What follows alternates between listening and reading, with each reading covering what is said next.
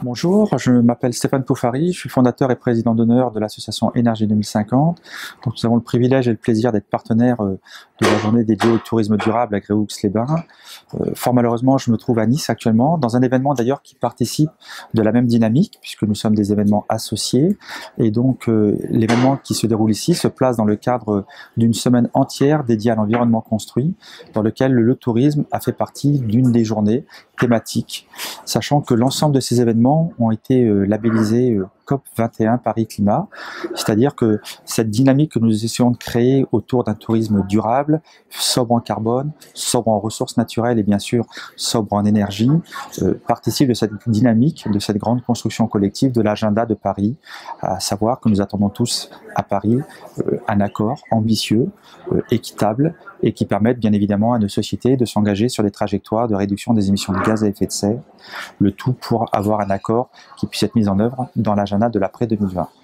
Alors, mon intervention de ce matin va être assez courte parce qu'évidemment à distance c'est toujours un peu embêtant, mais j'imagine que mes collègues et amis pourront se faire très largement le relais des thèmes que nous allons aborder. C'est de la question de l'énergie et d'une manière générale la question d'une transition sur des modes de consommation et de production durable dans l'hébergement touristique, dans le secteur du service d'hébergement touristique et de manière plus large dans tout ce qui peut être la contribution d'un tourisme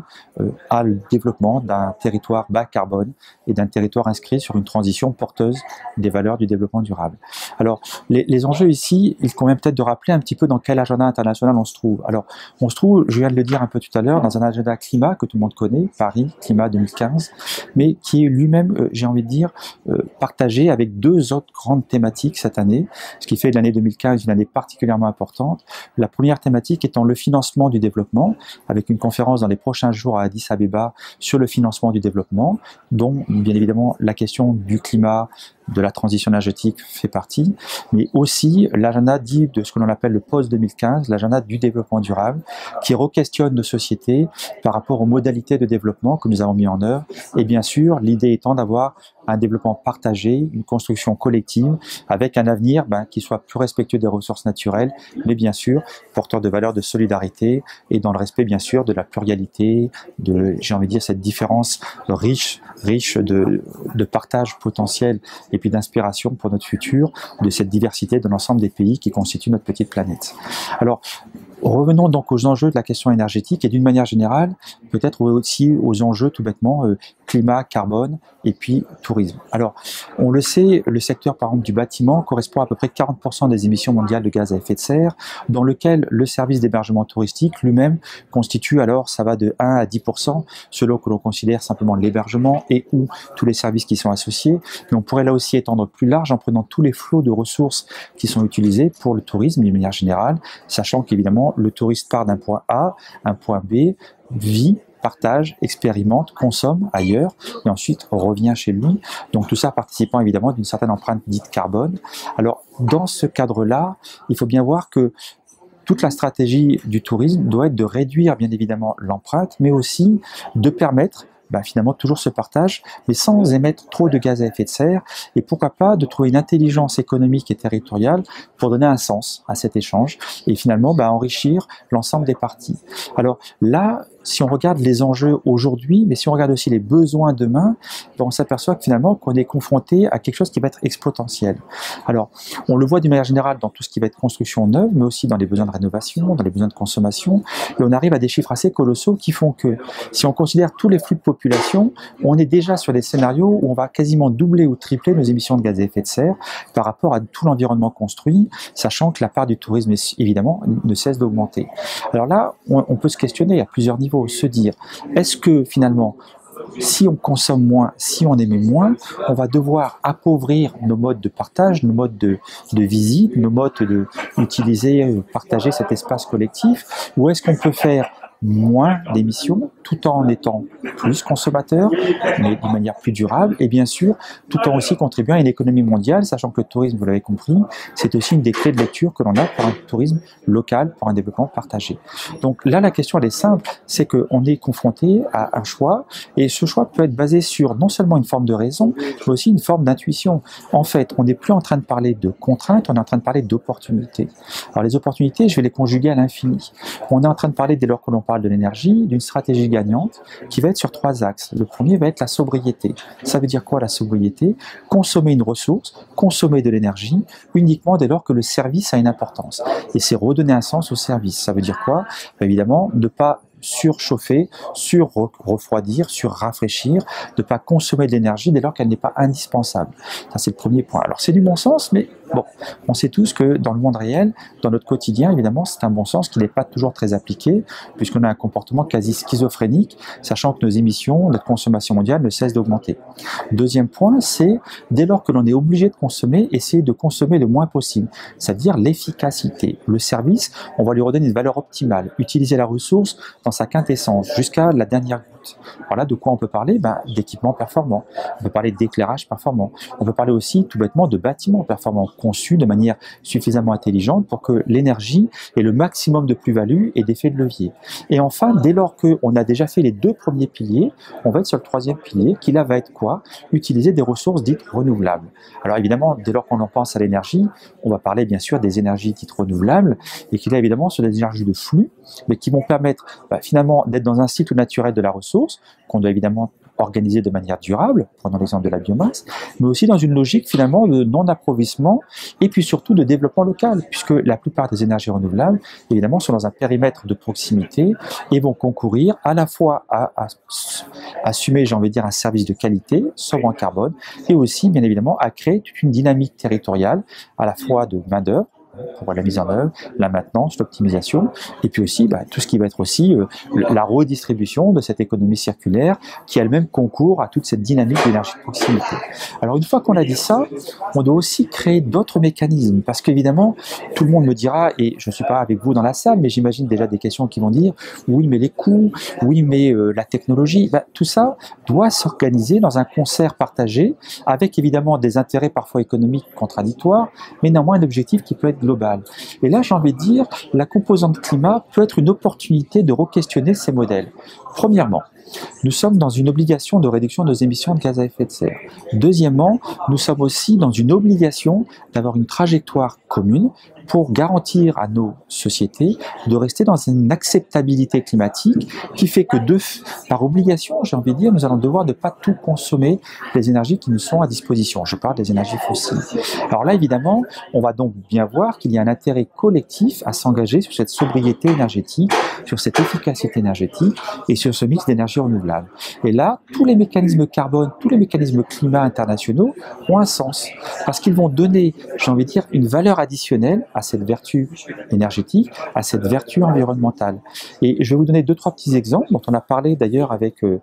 nos amis de la Cité du Tourisme et puis de manière générale, Comité 21 et d'autres, de se dire que on peut imaginer un calculateur carbone, et c'est un calculateur qui a été développé par l'association Énergie 2050, qui a déjà été labellisé par différentes initiatives des Nations Unies, et qui essaie de donner un sens social et éthique au carbone. Alors on n'est plus dans une comptabilité carbone juste de vouloir compenser nos émissions, mais beaucoup plus dans une logique proactive de partage, à la fois de la contrainte, mais surtout de l'opportunité. Et notre objectif est de redonner un sens au carbone. Alors là, je vais vous le décrire en quelques secondes et vous allez comprendre l'intérêt de la démarche.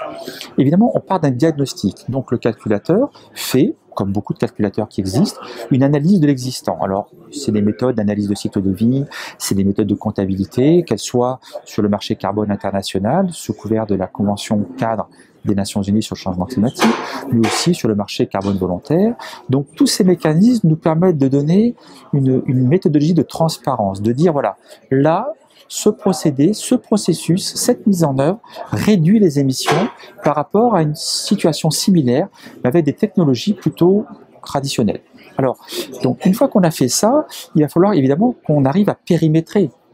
la mesure. Alors, on l'a, c'est ce qu'on appelle la situation de référence, on démontre qu'il y a une additionnalité, mais une fois qu'on a fait ça, qu'est-ce qu'on en fait? Alors évidemment, on va lui donner une valeur économique. On peut essayer d'en faire un échange, qu'il soit racheté volontairement ou dans le cadre d'un accord international et ou un accord industriel.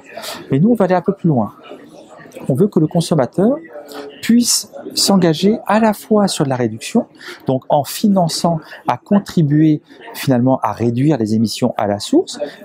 que ce soit sur l'hôtel, mais que ce soit sur le site et ou pourquoi pas sur un projet ailleurs. Mais on veut aussi qu'il ait l'opportunité d'accompagner des mesures d'adaptation. Là, c'est très important. Pourquoi? Parce qu'évidemment, il faut oui réduire nos émissions, mais j'ai envie de dire, nous, pays industrialisés, bien sûr, on a une responsabilité historique, mais aussi il faut penser que les pays en développement ont une certaine vulnérabilité qui est exacerbée par les aléas climatiques, par les contraintes des changements climatiques. Conséquence évidemment qui ne vient pas de ces pays. Donc du coup, l'adaptation peut aussi permettre à ces pays de mieux absorber la contrainte climatique et de faire face en diminuant leur vulnérabilité, évidemment aux évolutions tendancielles du climat qui, comme vous le savez, je l'ai déjà dit, sont sur des trajectoires tout à fait alarmantes. Alors du coup, il y aura diagnostic, atténuation à la source, atténuation sur des projets de développement, mais aussi accompagnement de projets d'adaptation. Et là aussi, dans la solution proposée par Ethicarbone, on pense qu'il faut aller encore plus loin. Et on a mis en place des actions dites de solidarité climatique, parce qu'il faut que la personne se réapproprie l'objectif de cette réduction et aussi bien sûr de cette adaptation. Et là, le lien social avec le carbone va permettre à l'ensemble des acteurs, que ce soit le pays ou le citoyen ou le visiteur ou finalement l'émetteur, qu'il soit au nord ou au sud, il va pouvoir s'engager dans une démarche de sobriété, dans une démarche d'efficacité et dans une démarche aussi finalement de réduction, mais aussi de développement d'une certaine solidarité climatique. Et ça, c'est la démarche proposée par Ethicarbone, sachant qu'elle a un module, cette démarche, spécifiquement dédié au secteur touristique, qui ne prend pas simplement en compte, comme c'est le cas quasiment partout aujourd'hui, essentiellement le transport, mais qui prend aussi la nuitée. Donc là, on a développé un module spécifique sur la nuitée touristique qui fait que, où que vous soyez, vous allez pouvoir comprendre, connaître l'empreinte carbone de votre nuitée, qui elle-même additionnée à l'empreinte carbone de votre transport, voire même à l'empreinte carbone de votre besoin en consommation en ressources, va pouvoir vous permettre de décider d'atténuer, d'adapter et de faire de la solidarité climatique. Voilà. Donc ça, c'est un peu la contribution qu'on voulait apporter au débat aujourd'hui, et je m'excuse à nouveau bien sûr de ne pas être parmi vous, mais c'est un peu le message que on s'est engagé avec les organisateurs de cette rencontre importante à Gréoux-les-Bains, d'essayer de porter cette contribution au débat de la solution climat, de la solution de ce que j'ai envie de dire, la solution de l'agenda positif que l'on veut tous apporter dans le cadre de la conférence climat Paris 2015, à savoir pas simplement le partage d'un constat alarmant, mais aussi le partage finalement d'un bouquet d'opportunités d'action, et on pense que des initiatives portées par la société civile française mais aussi internationale, puisque déjà plusieurs pays sont partenaires de cette dynamique, peuvent apporter des solutions innovantes qui vont recréer un lien social autour du carbone et de cette transition évidemment pour laquelle chacun d'entre nous plaide, qui est donc basée sur d'une part une sobriété dans l'usage des ressources, évidemment on le décline pour l'énergie, deuxièmement dans l'efficacité dans l'usage des ressources, bien sûr dans l'efficacité dans l'usage de l'énergie, et troisièmement dans l'utilisation des ressources dites renouvelables, bien sûr déclinées là aussi sur l'énergie, et le tout dans une perspective d'équité et de responsabilité partagée pour un avenir à construire collectivement, qui soit pluriel, solidaire et respectueux des ressources naturelles. Je vous remercie beaucoup, et à nouveau au nom de l'association Énergie 2050, je souhaite de belles recommandations à cet atelier, auquel évidemment on sera associé, tant pour la mise en œuvre que pour les prochaines étapes qu'ensemble nous construirons collectivement. Merci beaucoup.